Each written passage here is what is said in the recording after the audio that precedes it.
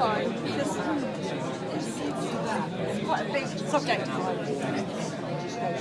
Anesthetic, we often have some companies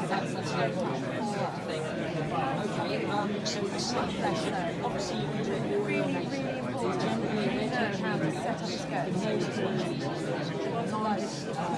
To do it properly, I always run a little bit through setting up a scope just for 2 minutes. I personally always set the scope up myself because it slightly gets me into the zone of fibre optic integration. It gets me thinking about everything that I need, everything that I do, all the planning that I need to plan A, plan B. So, the scopes we're using today, have you used this one? Yeah, have you used this one? So we don't actually have this one at King's, but they're all pretty similar. The difference is this one has got the camera incorporated into it. So this one doesn't need to be white balanced because it white balances itself. It doesn't have a camera moving around. The reason you white balance, so that when you're looking down the airway, the colours that you see are the colours that they are. If you forget to white balance, you'll often find that inside the airway everything is extremely green and grey, and that can be extremely disorientating in a difficult airway, especially when you're not sure what the anatomy is, and then you see something green looming at you and you're like, what's that? So it's really important to white balance because then it gives you a much more clearer idea of what you're looking at. The other thing to do is when you're putting it together, you must wipe all of the surfaces with a chlorhexidine wipe, just because even after it's been cleaned, sometimes some of the cleaning stuff gets crusted onto the end and onto all of the other visual surfaces that we're looking at. So when you're in ITU, the person wielding the bronchoscope or laryngoscope, they often stand at the head end, and in anaesthetics when you do sleep fibre optics, you're often standing against the head end. When you're doing awake fibre optics, you're standing at the other end. Yeah.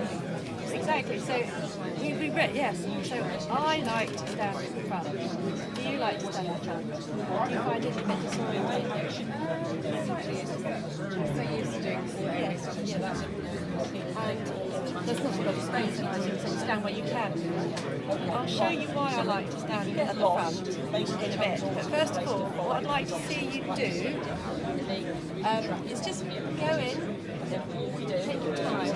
Never rush in front of the I like to pop up, avoid going. I want to see you putting your hand on the patient's face as you pivot. Because if you have both of your hands wandering while you're looking at the screen, it's way too easy to accidentally poke the patient in the mouth, the nose, the eye. If they're awake, if they're asleep, very nice. And it really helps you take a little bit of your brain to have 2 points then. Look at the screen from before you go into the nose and have your hand on the face as a pivot. So, here you go. We're not going to load the tube just yet.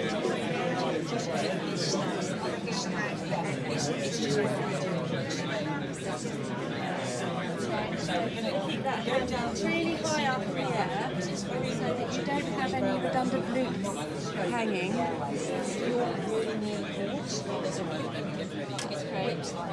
It's a bit sort of slow, isn't it? So as you approach here, that's it, and then that's perfect. So someone who's taught you that technique?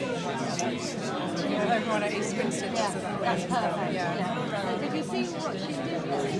She went to the top of the triangle, and then used her thumb down the airway and comes like that. Perfect. So, do you know why you do that? Well, I mean, it stops you falling out as well. Yes. So it stops you sort of damaging. That's right. So you stop. You don't go up to the top of the triangle and then down. You go up to the top of the triangle and hit straight back damage to something's got in that area. So that way, I'm sure shows actually a few experimental survival. That was awesome. Thank you, Michelle. That we do that maybe just a tiny bit slower because like you can obviously do that. If you haven't done